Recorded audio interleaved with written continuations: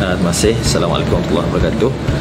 Petang ni kami daripada Dewan Pemuda PAS Malaysia. Alhamdulillah kita dapat mengadakan pertemuan dengan penganjur Miss Plus World International Malaysia. Bertemu sendiri dengan organizer yang menguruskan A to Z tentang penganjuran yang akan dijalankan pada 2 Januari 2021 tahun depan. Kami hadir hari ini dengan satu niat yang sangat jelas, iaitu kita nak dapatkan penjelasan sendiri daripada penganjur utama apa sebenarnya yang berlaku dengan program ni, apa kontennya, apa isinya, apa yang akan dilaksanakan dan sebagainya. Kesimpulan umum, alhamdulillah perbincangan berjalan dengan baik. Kita pun mendapat kerjasama yang sangat baik, sangat jelas. Saya boleh sebutkan, pertama, kita sampaikan hasrat kita. Kita membantah penggunaan nama Miss World Plus International Malaysia tadi itu sebab ianya bercanggah dengan fatwa yang telah pun direkodkan di dalam Akta Pentadbiran Undang-Undang Wilayah 1993 bawah Seksyen 34, pengharaman kepada sebarang aktiviti yang melibatkan Ratu Cantik. Jadi kami dah sampaikan benda itu kepada pihak penganjur. Yang kedua, kita meneliti dan mendengar apa yang akan berlaku dalam program tersebut. Suka untuk kita nyatakan antara hasrat mereka adalah untuk mengangkat kedudukan wanita yang teranai dizalimi. Jadi kita sampaikan bahawa inilah PAS. PAS sentiasa tidak pernah kesamping siapapun bangsanya, siapapun jantinanya, termasuklah wanita. Itulah juga yang menjadi tuntutan kepada Islam itu sendiri. Maka kita nyatakan dalam Islam begini, Islam mengangkat martabat begini, Islam memperjuangkan wanita yang dizalimi dan sebagainya. Hasrat-hasrat tersebut kita sampaikan kepada pihak penganjur. Kemudian yang ketiga yang penting daripada pertemuan tadi, kami sampaikan saranan supaya pihak penganjur dengan segera mungkin bertemu dan merujuk pihak-pihak yang berwajib. Antaranya mungkin pihak Kementerian Wanita, pihak Jabatan Kemajuan Islam Malaysia JAKIM, sebab program ini akan dianjurkan dalam lingkungan wilayah persekutuan. Rujuk pihak-pihak yang mampu memberikan pandangan. Sebab kita difahamkan ada 4 orang daripada kalangan finalis peserta adalah Muslim. Dan kita dengar semua background mereka dianiaya, dizalimi, diejek dengan saiz tubuh badan yang besar dan sebagainya. Kita faham. Jadi kita sarankan selain daripada penukaran nama tadi, mesti mereka rujuk pihak-pihak pakar yang sepatutnya. Dan alhamdulillah mereka mengakui ada kesilapan pada poster yang tidak sesuai, kesilapan daripada nama dan sebagainya. Dan insyaAllah kita akan terus membantu mana-mana ruang. Sekali lagi, pertemuan hari ini adalah niat yang besar untuk kita menyampaikan hasrat dakwah kita. Kita nak dengar sendiri daripada pihak penganjur apa sebenarnya yang berlaku dalam program yang akan dijalankan tahun depan, insyaAllah. Kita difahamkan mereka akan teruskan dengan mengambil saranan daripada kita lah. Cuma ialah usaha kita menyampaikan hasrat tersebut. Yang lain itu kita serah pada kebijaksanaan dan keputusan di peringkat penganjuran. Penerimaan sangat baik. Berita baiknya alhamdulillah, rupanya pihak tersebut telah lama nak berjumpa dengan PAS. Kita difahamkan, mereka pun faham sebagaimana kebanyakan orang faham, PAS ni hanya bantah. Alhamdulillah hari ini dapat bertemu dengan pihak PAS dan mereka pun tak sangka PAS sudi untuk letakkan telinga mendengar A to Z apa sebenarnya yang mereka nak bawa. Dan inilah sebenarnya wajah PAS pun. Sebagaimana tomahan luar yang menyeleweng, PAS ni hanya bantah keras apa sahaja. Tapi kita puji juga bahawa yang bantah ni adalah tanda sensitivity. Saya sebut kepada penganjur tadi, mesti ada reaction daripada rakyat Malaysia. Beruntungnya Malaysia ada orang yang sensitif. Hina Rasulullah kita bantah, dan ada program yang Ratu Cantik kita terus respon. Ini saya sebut pada penganjur, jangan salahkan yang bantah. Sebab dari sudut namanya Ratu Cantik ni, sebagaimana difatwakan, memang haram. Dan bagus ada orang yang bantah. Ini tanda rakyat Malaysia, orang Muslim beriman yang sedar bahawa concern terhadap benda begini. Cuma mereka sangat raih dan sukalah. Dan tadi memang mereka meneliti satu persatu hasrat dan idea yang kita bawa, dan kita kemukakan 5 muka surat kertas cadangan kepada pertandingan yang melibatkan wanita. Mereka terima dan mereka telitilah 5 muka surat kertas cadangan tersebut.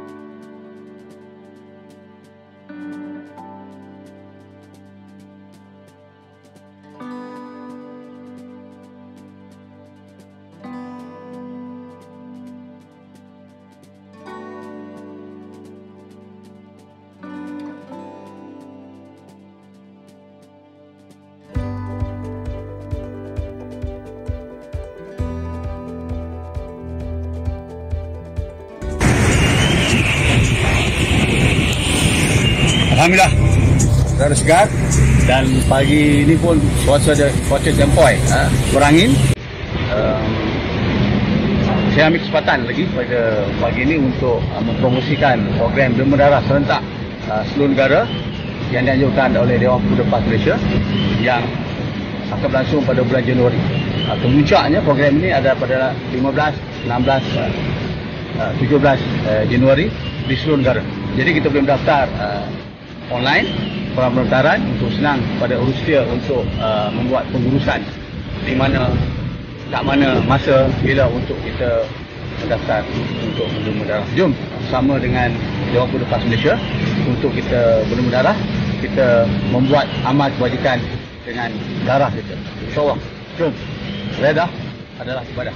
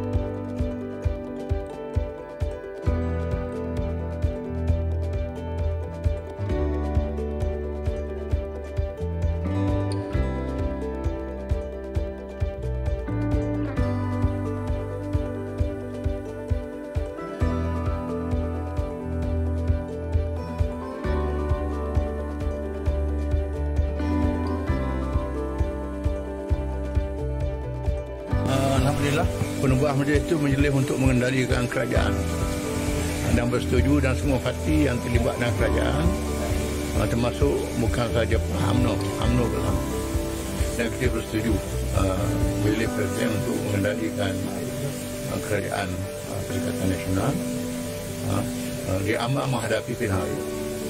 So, selepas ini apa keputusan melalui majlis presiden lah? Ya, insyaAllah. Kerjasama UMNO BN akan datang bergantung kepada agihan kursi sesama PN. Agihan kursi ini PAS serah kepada pusat. Tak ada pun dia peringkat pusat. Bukan pemuda saja, bukan negeri saja. Yang sebab itu kita tak boleh pegang kepada kenyataan mana-mana pihak. Sama ada perubahan PAS negeri, kawasan negeri, parlimen, mesti balik kepada pusat. Ya. Maksud yang macam Muafakat Nasional itu tak jejas dengan perubahan tak jejas, dan kita terus menjaga Muafakat Nasional. Dalam masa yang sama, Perikatan Nasional di peringkat Malaysia, Muafakat Nasional ini peringkat Semenanjung. Ya. Tapi tak akan simbol berkaitan dengan agihan kursi ke antara Muafakat Nasional dengan PN. Harga kerusi masih dalam perbincangan. Pilihan raya pun tak tahu bila. Tapi sebab sekarang ni BN bukan di dalam PN, so mungkin pasal akan wujud kepindihan lah. Tapi BN dalam kerajaan PN. Ya. Yang penting dalam kerajaan dulu. Kita nak selesaikan uruskan kerajaan lebih dulu. Dan dah selesai, dan kita tetap percaya, luluskan balik. Dapat undi, walaupun sipil majoriti, tapi sudah betul mengikut konsep demokrasi. Ya. Satu lagi macam pembakan nak tubuhkan pakatan pembakan yang lebih besar tu. Itu pula mereka nak pakatan kecil dan besar tu bukan hak kita. Tak ada memang tak ada. Ya. Tapi pemimpin PAS ni adakah lebih kepada PN ataupun Muafakat Nasional? Dua-dua. Kita dalam satu keluarga.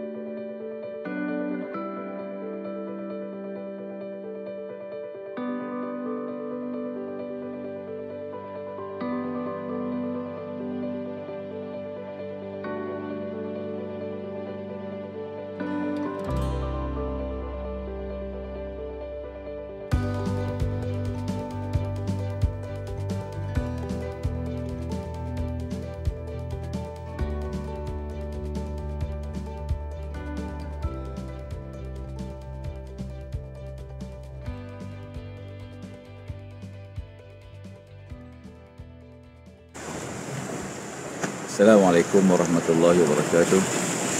Alhamdulillah rabbil alamin, wassalatu wassalamu ala asyrafil anbiya'i wal mursalin wa ala alihi wa ashabihi ajma'in. Alhamdulillah, syukur pada Allah Subhanahu wa taala yang telah menghidupkan kita dan memberi masa kepada kita untuk terus beribadah, berbakti kepada Allah Subhanahu wa taala. Pagi ini saya berada di pantai Teluk Cempedak dalam satu suasana yang sangat indah. Di antara nikmat yang Allah Subhanahu wa taala kurniakan kepada manusia di dunia, sebagaimana disebut dalam hadis Nabi SAW, ad-dunya khulwatun khudrah. Dunia ini kalau ibaratkan makanan, dia manis. Kalau ibaratkan tanaman, kata Rasulullah SAW, dia hijau. Maknanya dia rimbun, dia hijau, cantik. Itulah dunia. Maka kerana itu kita lihat di antara nikmat yang Allah Ta'ala kurniakan kepada kita ialah keindahan dunia dan kehidupan yang sementara waktu dunia yang sangat indah ini. Akibat daripada keindahannya lah, terkadang ada manusia yang kadang-kadang dia leka, dia lalai, dia merasakan bahawa hidup ini hanya berakhir di sini. Ada perumpamaan yang sangat menarik yang disebut oleh banyak para ulama.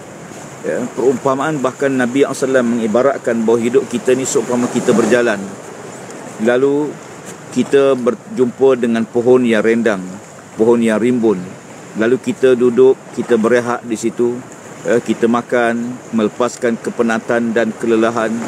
Ada yang seronok bermain, ada yang seronok berlari-lari, mengambil nikmat tersebut, sampai waktu kita akan meninggalkan dan meneruskan perjalanan. Maka begitulah hidup kita di dunia. Ada yang leka dan terus lalai dengan keindahan tersebut hingga menyebabkan dia tidak bersedia untuk terus menyambung perjalanan. Ada yang mengambil dan duduk rehat seketika, makan minum dan mengambil keperluan apa yang hajat, kemudian dia teruskan perjalanan. Satu hari Nabi SAW menggambarkan dalam sepotong hadis tentang kebimbangan baginda. Ya, kata Rasulullah SAW, aku tidak takut ya kamu semua jadi miskin, tapi yang paling aku takut ialah Allah bentangkan pada kamu dunia seluas-luasnya, lalu kamu saling berebut harta dunia, kamu saling bercakaran antara satu sama lain, lalu kamu akan berpecah sebagaimana berpecahnya umat-umat dahulu. Bahkan dalam hadis Nabi SAW yang lain, bila Nabi menyebut tentang hakikat hidup dunia, lalu seorang sahabat Nabi bertanya, ya Rasulullah, apakah salah bagi kami bekerja dengan tempat yang halal, mendapat rezeki yang halal, dan diguna pula tempat yang halal? Ya, apakah tak boleh wahai Rasulullah? Tuan-tuan sekalian, soalan sahabat itu ya, menyebabkan Nabi SAW menunduk kepala dan turun wahyu. Ya. Sahabat tanya, ya Rasulullah, salah ke kami kalau kami bekerja tempat yang halal, dapat duit cara yang halal, dan kami gunakan tempat yang halal? Soalan ni kita rasa soalan biasa, tetapi Nabi SAW dengan soalan itu Allah Ta'ala menurunkan wahyu. Maka Nabi SAW mengangkat kepala, menyapu muka baginda. Maka Nabi tanya, siapa yang bertanya tadi? Lalu ke sahabat saya, Rasulullah. Lalu kata Nabi kata, ibarat beginilah, musim kemarau, hujan tak turun, ya, menyebabkan rumput-rumput mati, ya, manusia dalam kelaparan. Kata Nabi SAW, kambing-kambing kelaparan pada waktu itu dan dahaga. Kenapa? Kerana rumput-rumput semua dah mati.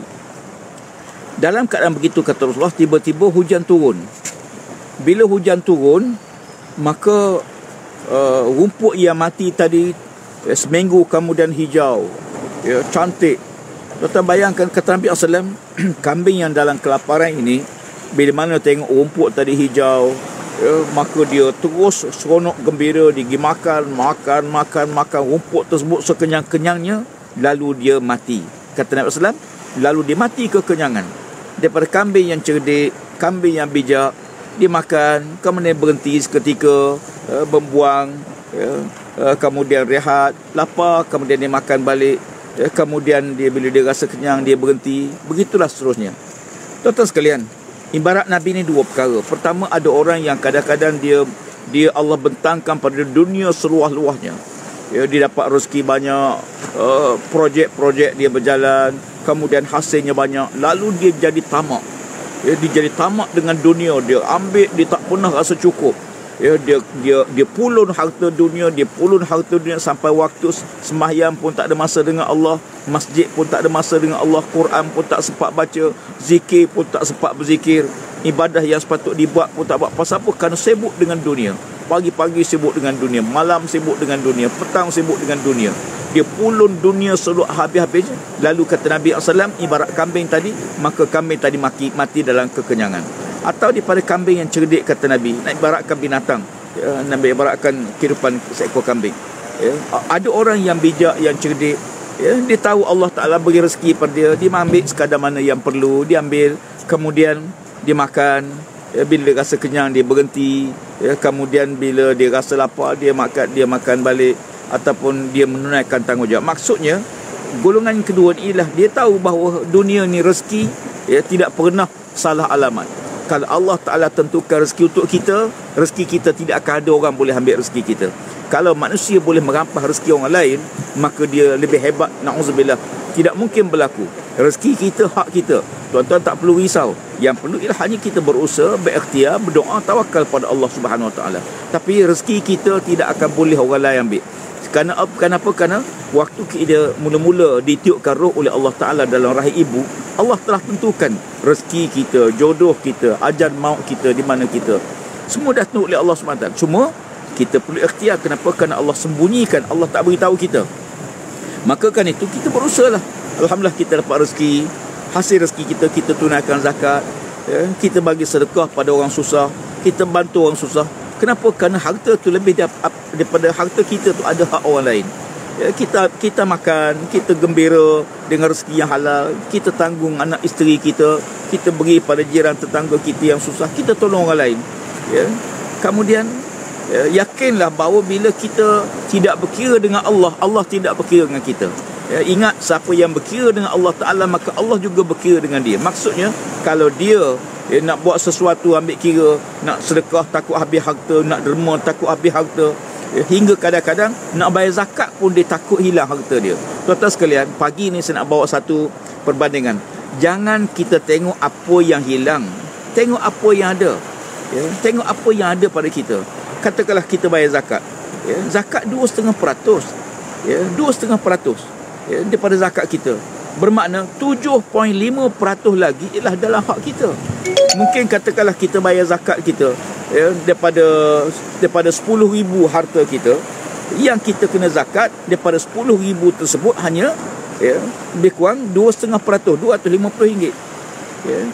Berbanding baki yang ada pada kita, kita rasa besar. Sebab tu kadang-kadang bila kita rasa nak kita derma, kita rasa besar. Nak sedekah, kita rasa besar. Tapi kita belanja, beli pakaian, beli kasut, kadang-kadang sampai beratus ringgit, kita tak pernah rasa pun.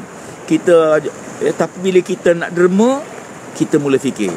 Bila besar sikit duit, kita rasa banyak.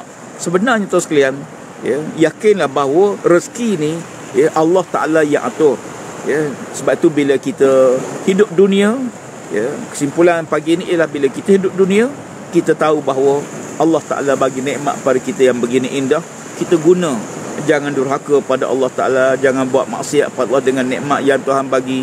Jangan kita tak tunai tanggungjawab kita, sama ada tanggungjawab dengan harta kita, rezeki yang Tuhan bagi. Tunailah.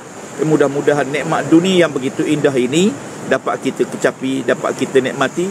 Di waktu yang sama, kita juga rasa seronok, gembira, tenang jiwa kita, tenang rumah tangga kita, anak-anak kita jadi anak yang soleh, keluarga kita keluarga yang bahagia, hidup kita dapat nikmat kawan-kawan yang baik.